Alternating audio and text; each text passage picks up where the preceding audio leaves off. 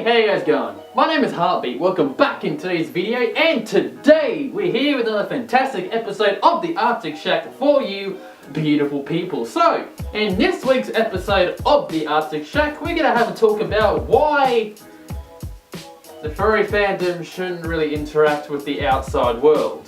Now, you might be very confused on the title of this video, and that's okay, because I'm going to explain why. So basically, in this video, I'm really just going to talk about, the consequences and why the furry fandom shouldn't really interact with, the media outside of the furry fandom.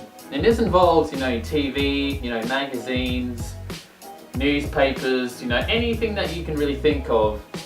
Furry fandom shouldn't really interact with them too much.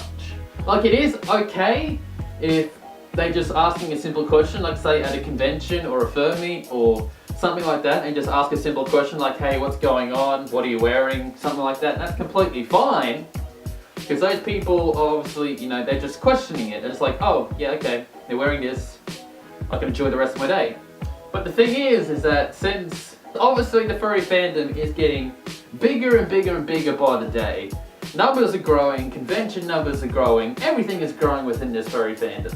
Eventually, there's going to be a lot of eyes on us. And obviously, since there's a lot of eyes on us, and there's obviously going to be a lot of people, say on newspapers or magazines, that they want to know what's going on as well.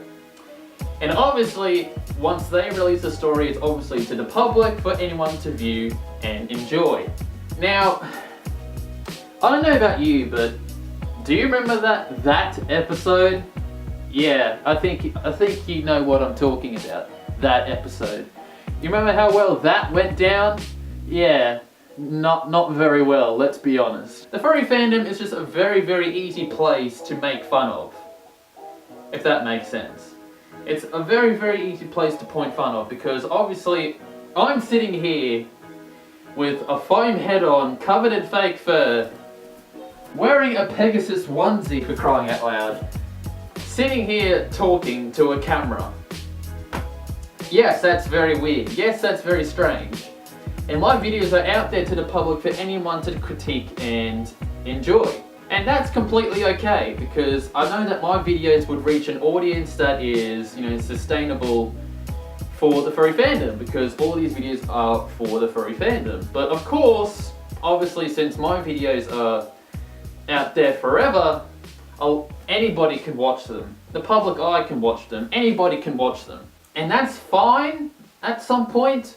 But the thing is that once we start going a little bit further than, say, YouTube or Twitter or something like that, to like, I don't know, Fox News or, like the Herald or other newspaper companies, that's when it starts to get a little bit sketchy, because now there's not just like, a couple of eyes, 50 views or something like that, a couple of eyes watching your videos. This is almost the whole entire public eyes looking at you.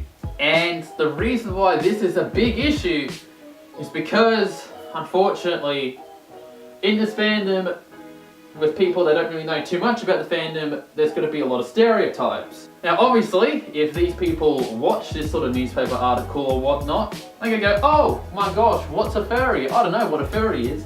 They're going to go along and type it onto Google, furry. Oh look, two dogs each other.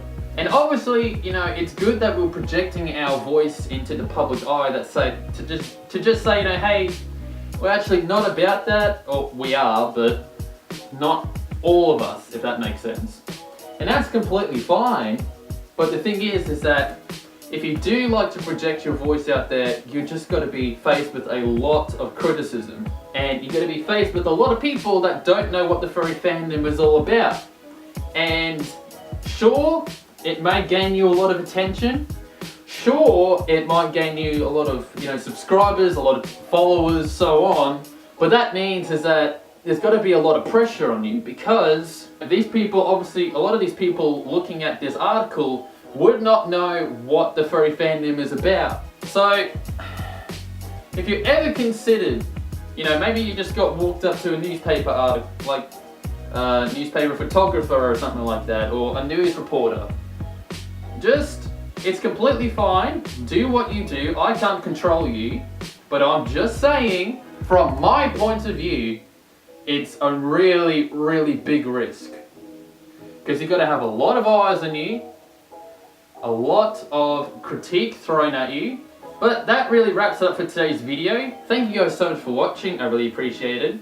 So please, yet again, if you do get encountered by, newspaper article, blah blah blah, whatever, just be really, really careful because you just don't know what's going to happen afterwards.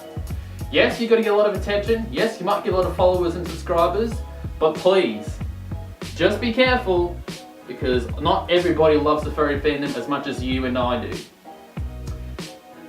But yeah, that's about it. Thank you guys so much for watching. I really appreciate it.